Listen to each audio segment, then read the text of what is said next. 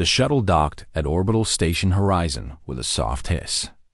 The doors opened, and a young woman stepped out carrying a small bag. Her name was Yuna Park. She was 26 years old, with black hair tied back in a simple ponytail. Her face was plain. Her uniform was clean but not new. She looked like every other junior officer in the fleet. Nobody turned to look at her. Nobody cared. Station Horizon was not an important place. It floated in a quiet corner of space, far from Earth and far from anything interesting. The crew of 43 people spent their days watching sensors, running basic repairs, and waiting for something to happen. Nothing ever did. Commander Tai Wu-shin sat in his office, reading reports on his datapad. He was a tired man in his 50s with gray hair and deep lines on his face. He had asked for a better posting 3 times. Each time, Fleet Command had said no. So he stayed at Horizon, counting the days until retirement. When Yuna knocked on his door, he did not look up right away. He finished reading a paragraph about supply shipments, then raised his eyes. "Yes, Lieutenant Yuna Park, sir. Reporting for duty." She handed him her transfer papers. Shin took the papers and looked at them quickly. Communications Specialist. Previous posting was a listening station near the outer colonies. Nothing special.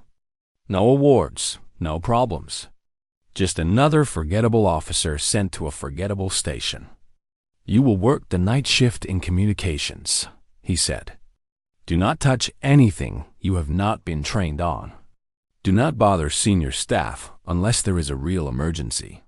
Understood?" "Understood, sir." "Good." Dismissed. Yuna saluted and left. Shin had already forgotten her face by the time the door closed. The station's main corridor was narrow and gray. Yuna walked slowly, taking her time. Her eyes moved carefully from left to right, watching everything. Watching everything. She noted the location of emergency exits. She counted the steps between doors.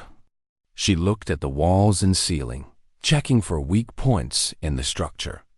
These were not the habits of a communications specialist.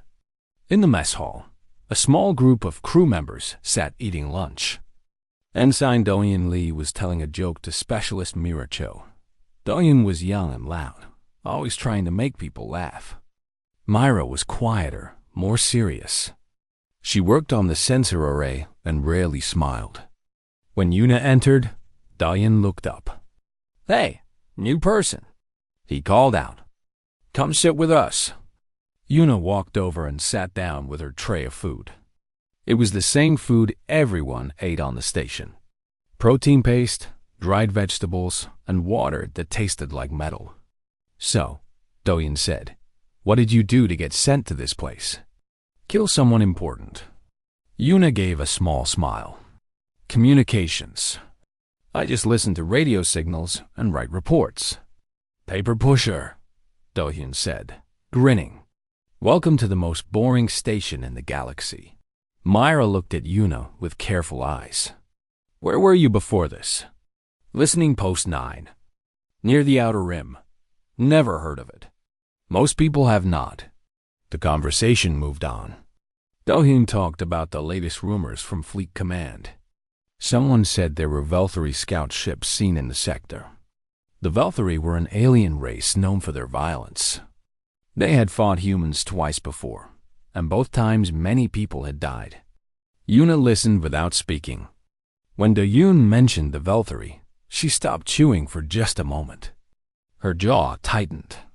Then she relaxed and continued eating as if nothing had happened. Nobody noticed. That night, Yuna reported to the communications room for her first shift. It was a small room with many screens and control panels.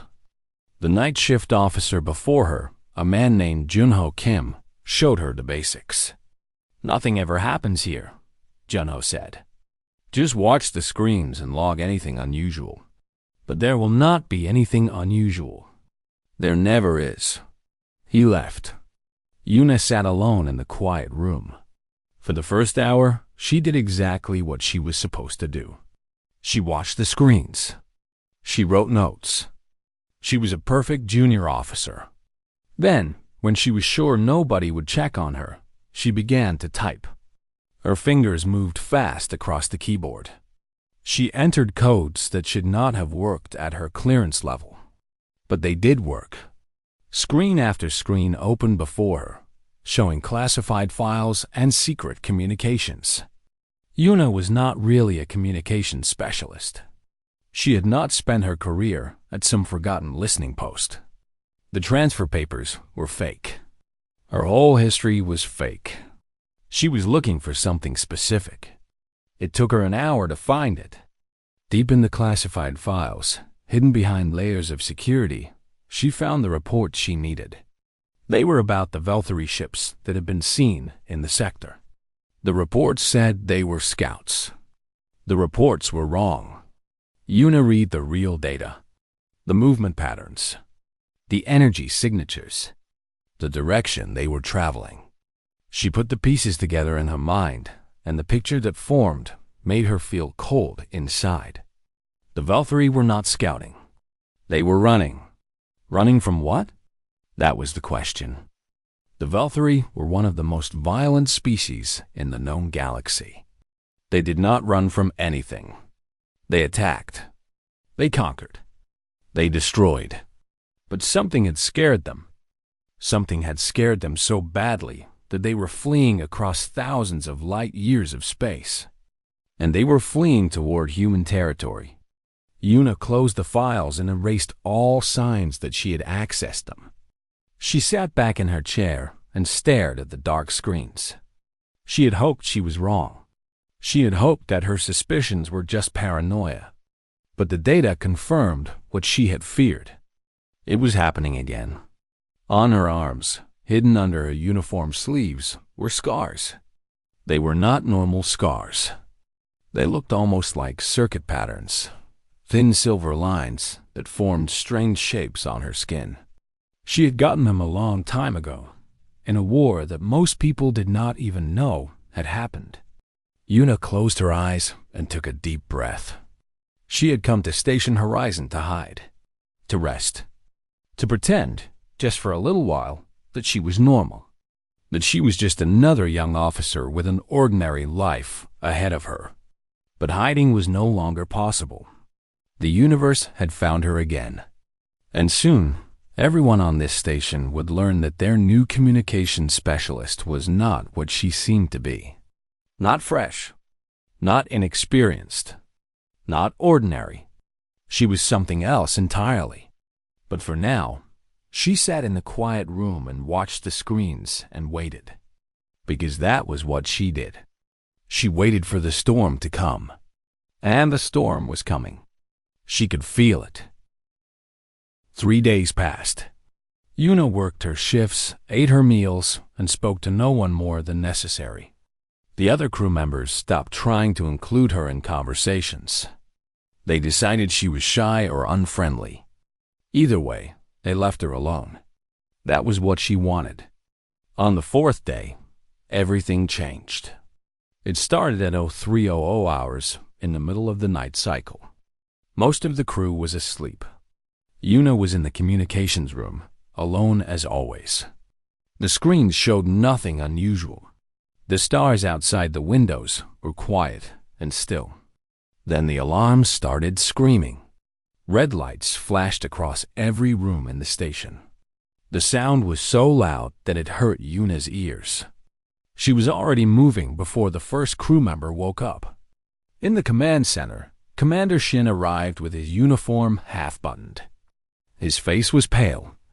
On the main screen, 4 shapes had appeared out of nowhere. Ships, alien ships. Report. Shin shouted. Lieutenant Jung Ho Kim was at the sensors, his hands shaking. 4 Valkyrie warships, sir. They dropped out of hyperspace 30 seconds ago. They are moving toward us. The Valkyrie, the violent aliens that everyone had hoped were just passing through. Shields up. All weapons online. Shin grabbed the arms of his command chair. Someone get me a communication line to Fleet Command. I am trying, sir. Another officer yelled. They are jamming us. I cannot get through. On the screen, the Valkyrie ships came closer. They were ugly things, made of metal and something that looked almost alive. Their hulls pulsed like they were breathing. Weapons ports opened along their sides. The first shot hit station horizon like a giant fist. The whole station shook. People fell. Lights flickered. Return fire, Shin commanded. Targeting systems are offline. The jamming signal is blocking everything. Another hit. Then another. The station's shields were failing. On the damage reports, red numbers climbed higher and higher. They did not have much time. Shin gripped his chair until his knuckles turned white. This was it. After all those years of boredom, he was going to die on this worthless station in a battle they could not win. In the chaos, nobody noticed Yuna enter the command center. She walked calmly through the running, shouting crew members. Her face showed no fear. She moved like a person who had done this many times before. When she reached the main communications console, she sat down and began to type. Ensign Do-hyun saw her first. He had blood on his forehead from where he had fallen. What are you doing? He shouted. We are under attack. This is not the time for communications. Yuna did not answer.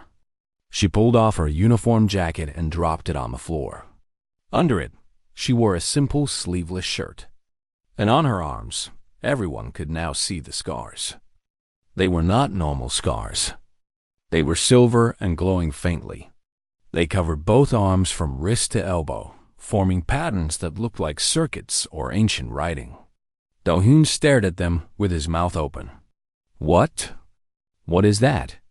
Yuna's fingers moved across the console. She was accessing frequencies that did not exist in any human database. She was typing in a language that no one in the room could read. I am ending the attack, she said quietly. Another explosion rocked the station. A console burst into flames. Someone screamed. Commander Shin finally noticed what was happening. Lieutenant Park, what the hell are you doing? Step away from that console. Yuna ignored him. She pressed a final button and leaned toward the microphone. Then she spoke. The words that came out of her mouth were not human. They were sounds that made Shin's ears ring and his nose start to bleed. They were sounds that seemed to come from somewhere deeper than a human throat should reach. 12 syllables. That was all. 12 impossible syllables. The command center fell silent. Even the alarms seemed to fade. Everyone stared at Yuna, not understanding what they had just witnessed. On the screen, something was happening. The Valkyrie ships stopped firing. Their weapons ports closed. For a long, terrible moment, nothing moved. The whole universe seemed to hold its breath. Then, one by one, the warships turned. They turned away from station horizon. They powered up their hyperspace engines. And they ran. In seconds, they were gone. The space around the station was empty again. Nobody spoke. Nobody moved. The only sound was the soft beeping of damaged systems and the heavy breathing of frightened crew members. Commander Shin stood up slowly. His legs were shaking. He looked at the empty screen, then at Yuna, then back at the screen. What? His voice came out as a whisper. He cleared his throat and tried again. What did you say to them? Yuna turned in her chair. Her face looked tired. More tired than a 26-year-old face should ever look. For a moment, Shin thought he was looking at someone much, much older. I reminded them who I am, she said. Silence. Complete, total silence. Do-hyun took a step back, his eyes wide with fear. Myra Cho, who had been working on repairs in the corner, put down her tools and stared. Who are you? Shin asked. Yuna stood up. The silver scars on her arms still glowed faintly. She looked around the command center at all the faces watching her. Faces full of confusion, fear, and the beginning of understanding. "My name is Unipark," she said. "But that is not who I really am. I am someone who has been protecting humanity for a very long time. Longer than any of you know. Longer than most records remember." "That is not possible," Shin said. "You are 26 years old. Your file says, 'My file is a lie.'" Yuna walked toward the door. "Everything you think you know about me is a lie. I am sorry for that. But right now, we have bigger problems than my identity." "What do you mean?"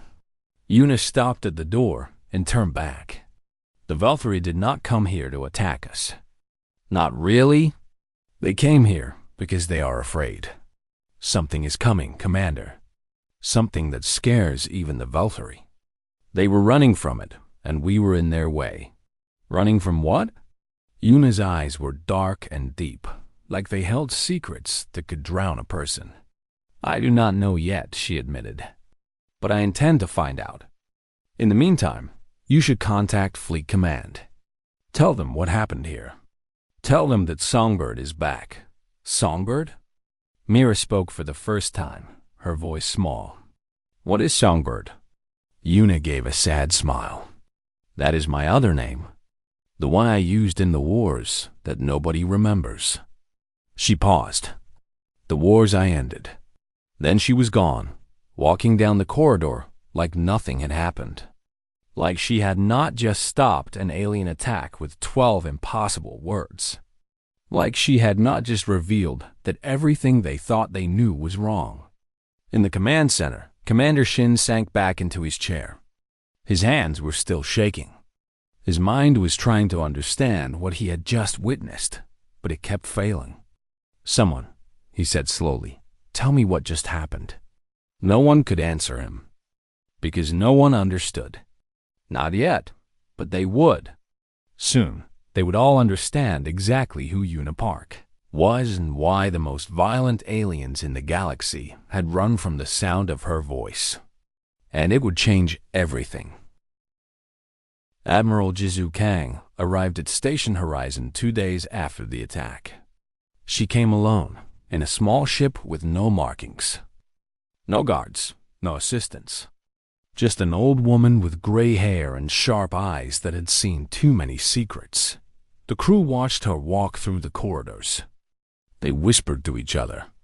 "An admiral here, on their forgotten little station." Something very strange was happening. Kang went straight to the conference room where Yuna was waiting. She closed the door behind her and activated the privacy shield. Then she sat down across from the young woman with the silver scars. For a long moment, neither of them spoke. They just looked at each other like two old friends meeting after many years. Or like two soldiers who had fought in the same war. "Songbird," Admiral Kang said finally. Her voice was soft. "I thought you were dead. Most people think that." Yuna's face showed no emotion. "I prefer it that way. Dead people do not get asked questions." Kang reached into her jacket and pulled out a small folder. It was made of real paper, not a digital file. Paper that could not be hacked, could not be traced, could not be erased remotely. Inside were pages covered with writing and old photographs. "Do you know what this is?" Kang asked. "My real file." "Yes, the only copy that exists." Kang opened the folder and looked at the first page. Operative Songbird. First active mission, 2847. The Morvith incursion. Yuna closed her eyes. Just hearing the name brought back memories she had tried to forget. The Morvith were not a species. They were a hive mind. Millions of creatures controlled by a single intelligence. They had come from beyond known space, and they were hungry. 12 colony worlds, Kang continued. 3 billion human beings. Gone in 6 months. The Morvith ate everything. People, animals, plants. They consumed entire planets and moved on to the next one. I remember. The fleet tried to stop them. We failed. Our weapons could not kill something that shared one mind across millions of bodies. Every time we destroyed a group, more came. It seemed hopeless. Kang turned the page. There was a photograph. A young woman standing alone in front of a Morvith feeding pit. She was covered in something that looked like blood, but was not. Then you appeared. One operative working alone. You found a way to communicate with the hive mind. You made them an offer. You promised them food sources in uninhabited space, far from human worlds. And they listened. They were not evil, Yuna said quietly. They were just hungry. They did not understand that we were intelligent. To them, we were just food. Once I explained, they agreed to leave. You redirected an extinction-level invasion through diplomacy, with a species that did not even recognize us as alive.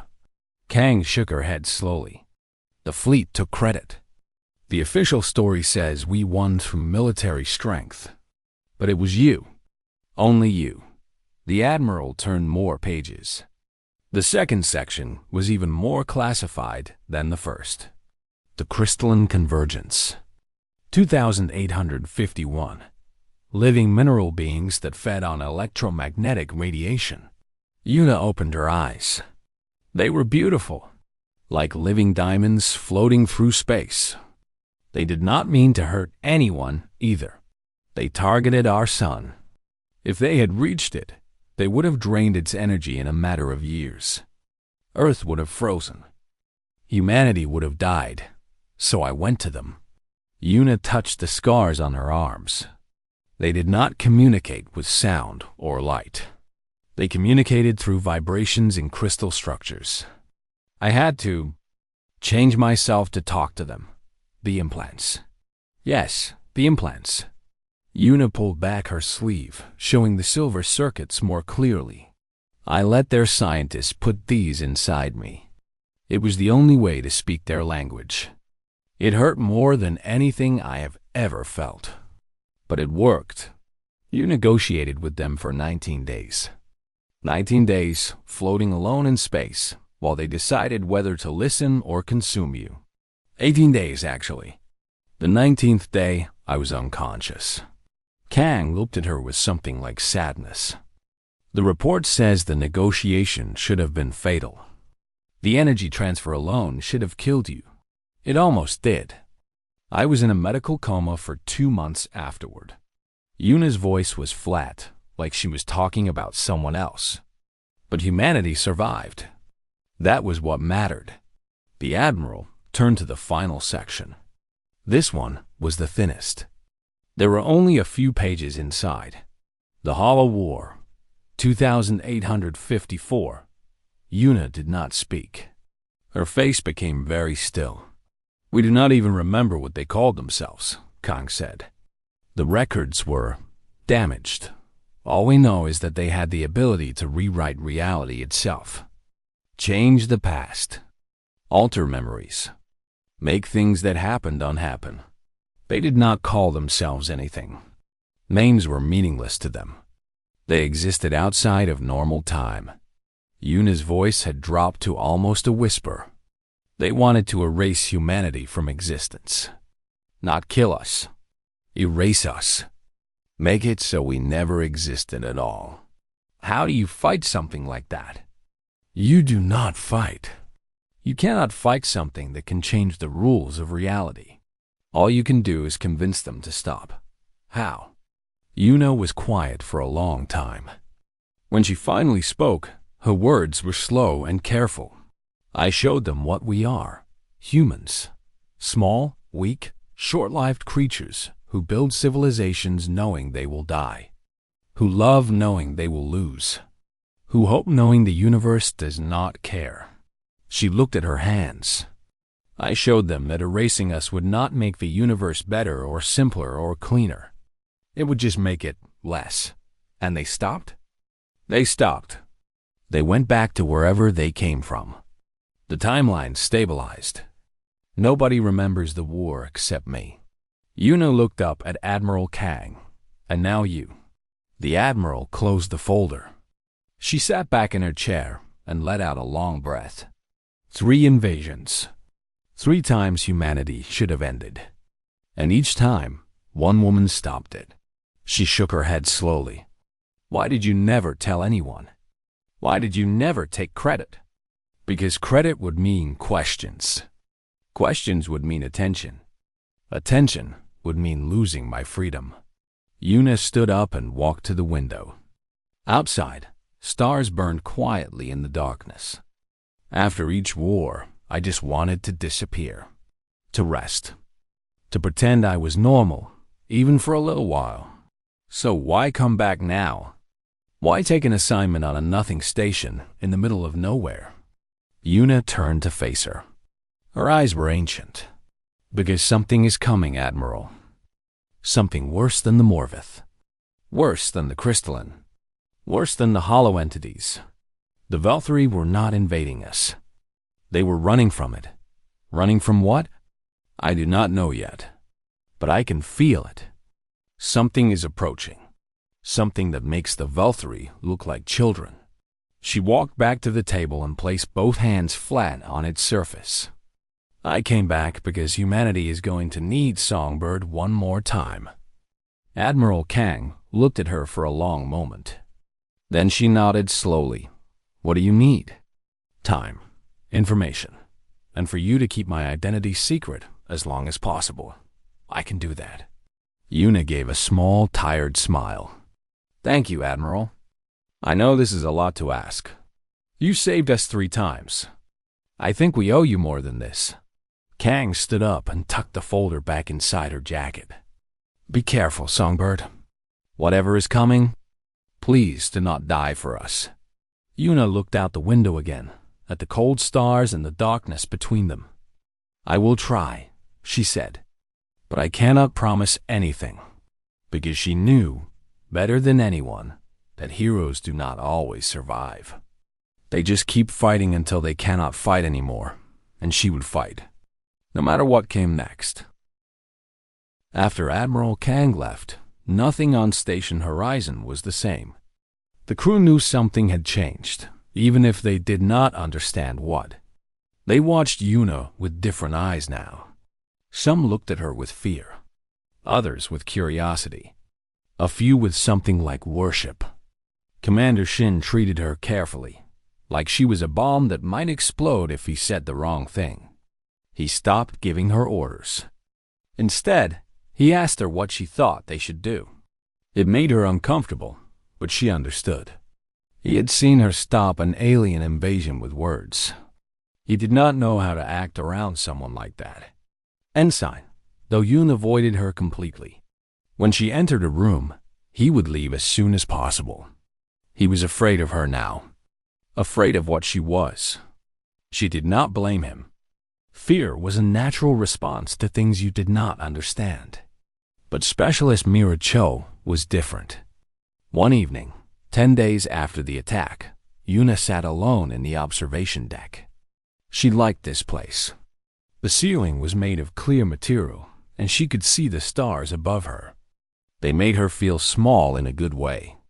They reminded her that the universe was big, and she was just one person trying to do her best.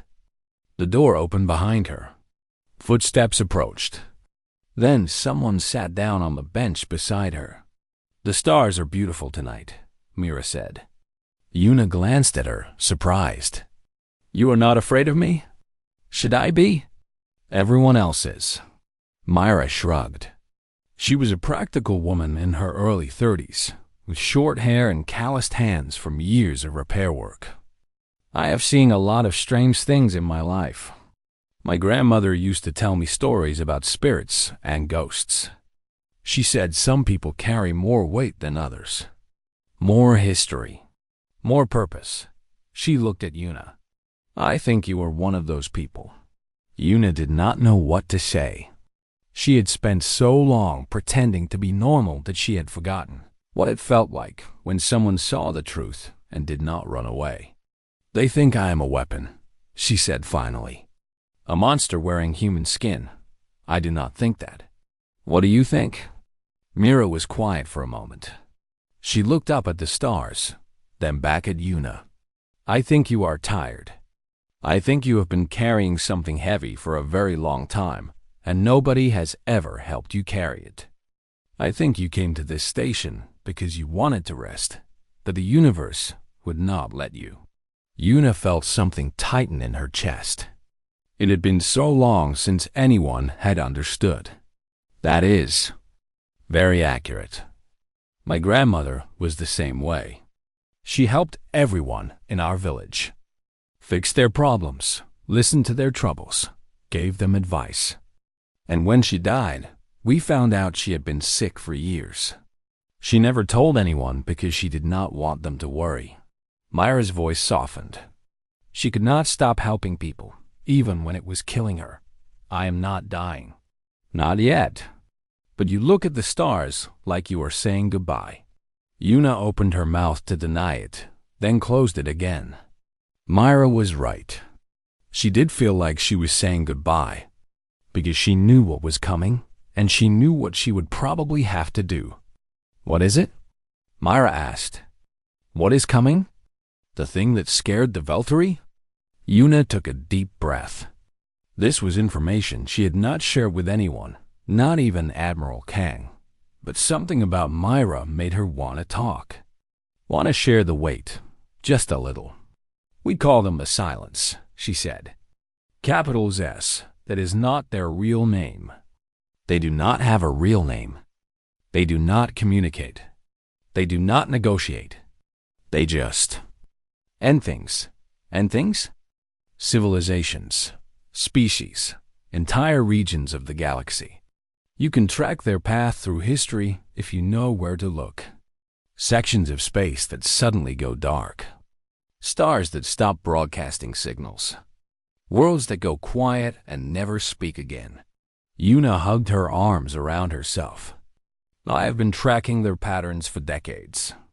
They move slowly, but they never stop. And their path leads here. To us. Myra's face had gone pale. Can you stop them? Like you stopped the others? I do not know. It was the first time Yuna had admitted this to anyone. The Morvith could be reasoned with. The crystalline could be bargained with. Even the hollow entities could be convinced to change their minds. But the Silence, she shook her head. The Silence does not have a mind.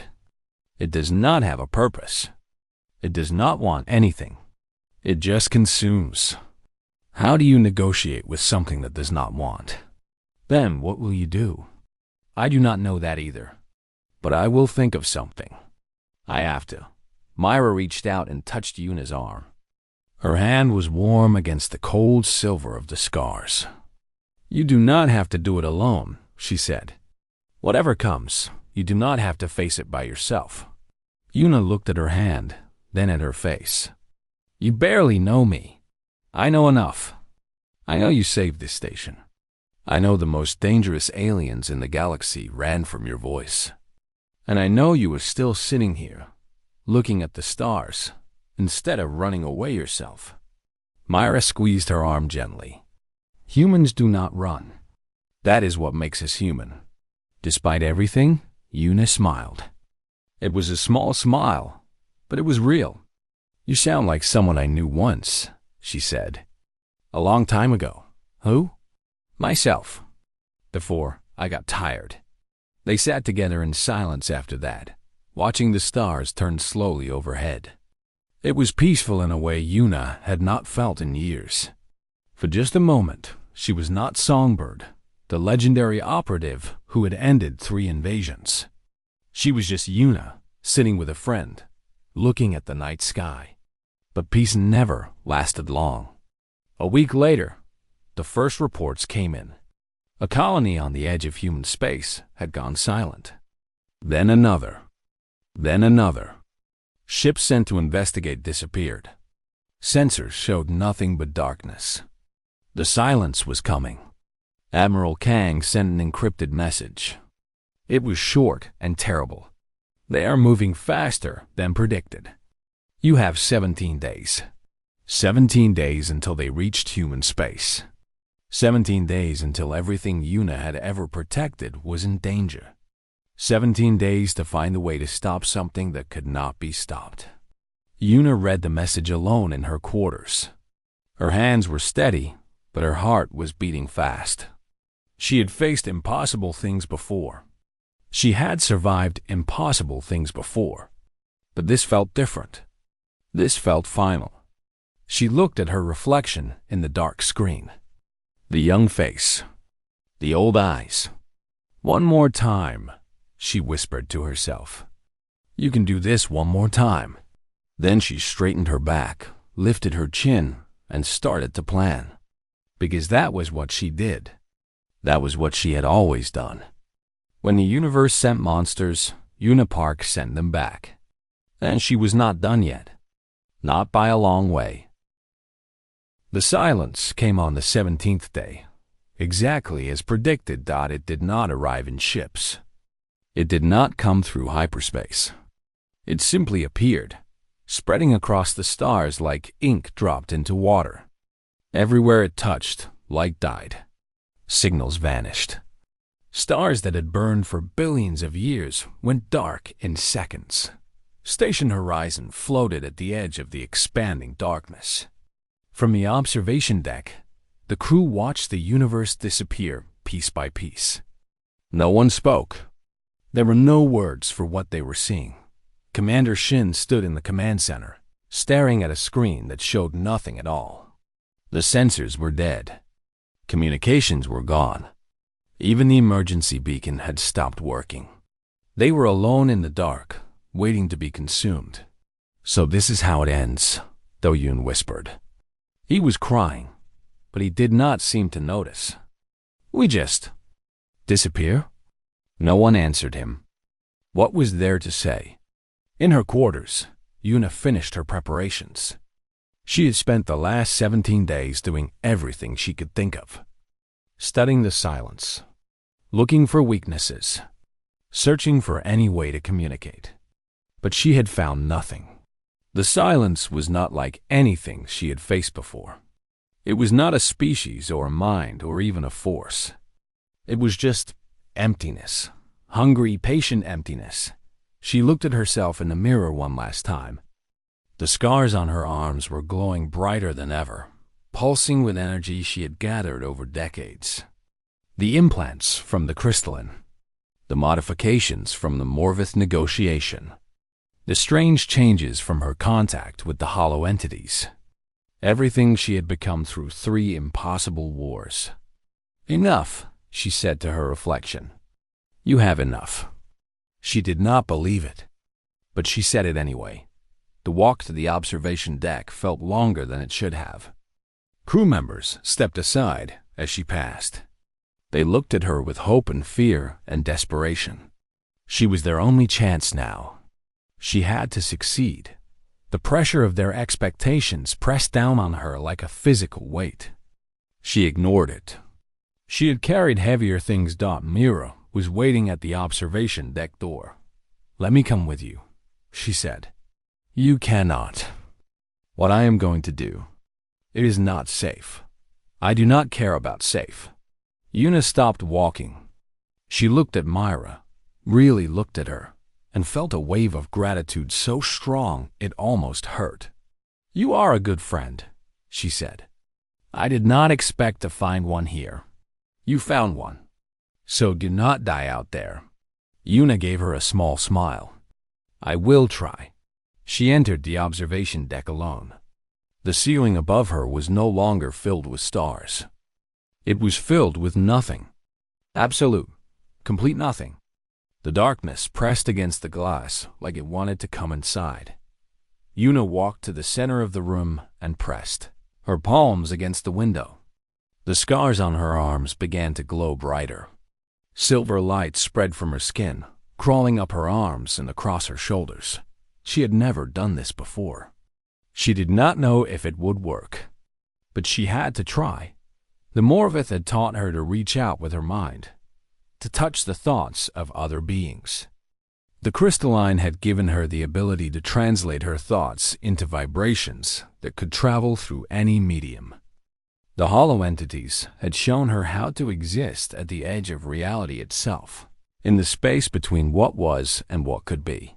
She used all of it now. Every gift, every scar, every piece of herself that she had given up over the years. And then she sang Dot.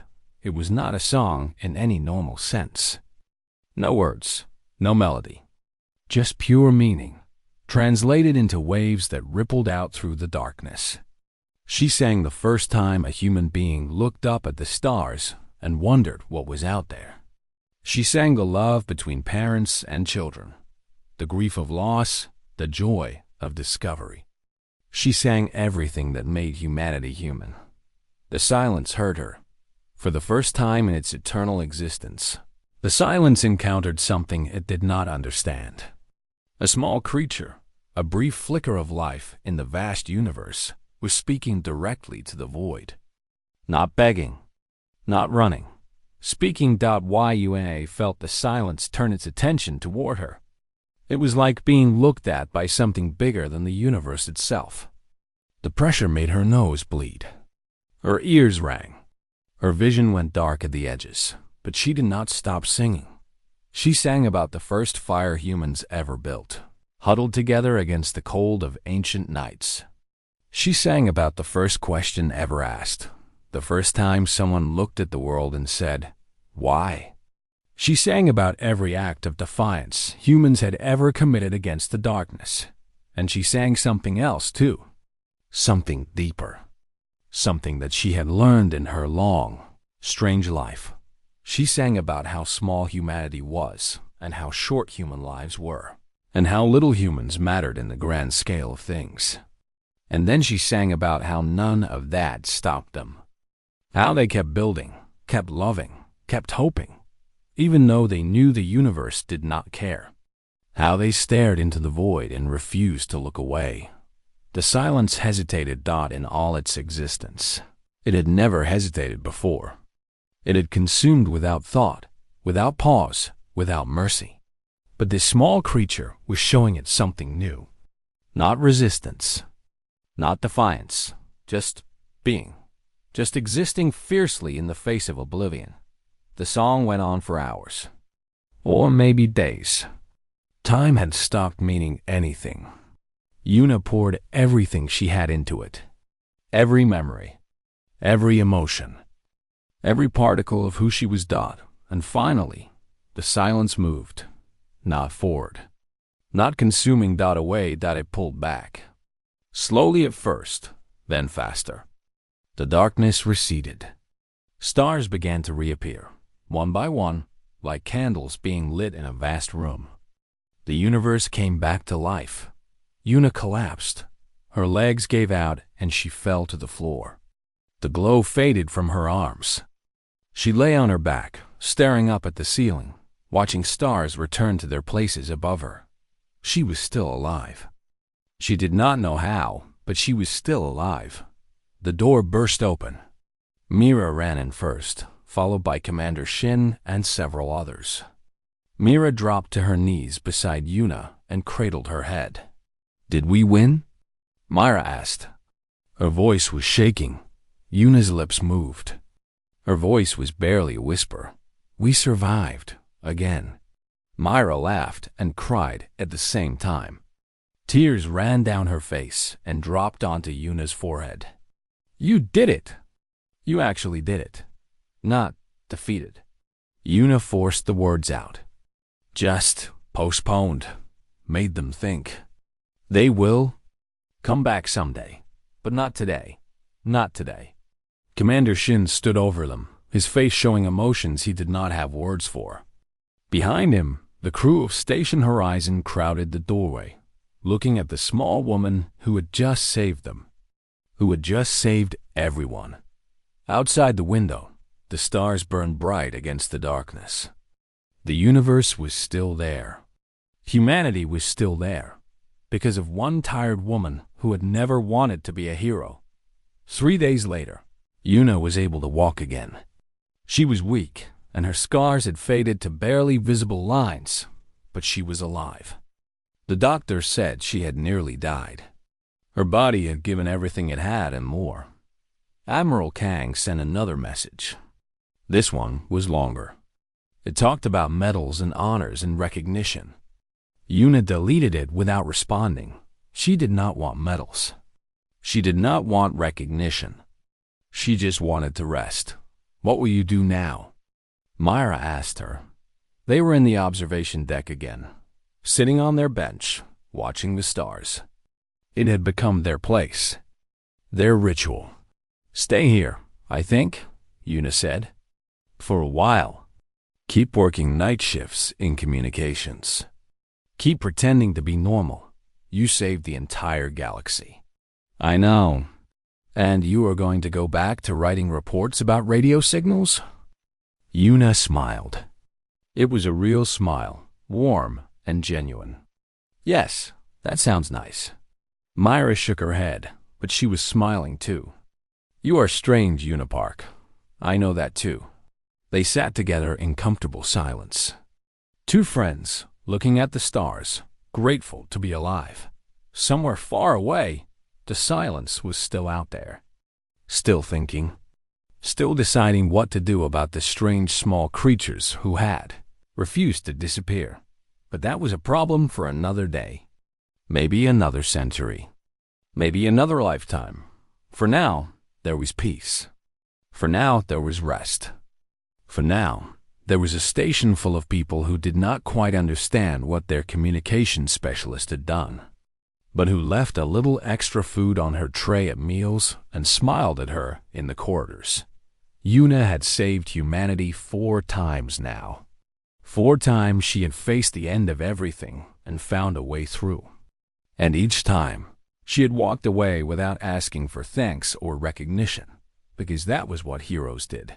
Not the heroes in stories, who wanted glory and fame, but the real heroes, the tired ones, the ones who kept fighting because someone had to, the ones who looked at impossible odds and said, "Not today," and meant it. Unipark was that kind of hero. And somewhere, in the hearts of every human being alive, a small part of them knew it. Knew that when the darkness came, there was someone watching over them. Someone who would never stop fighting for them.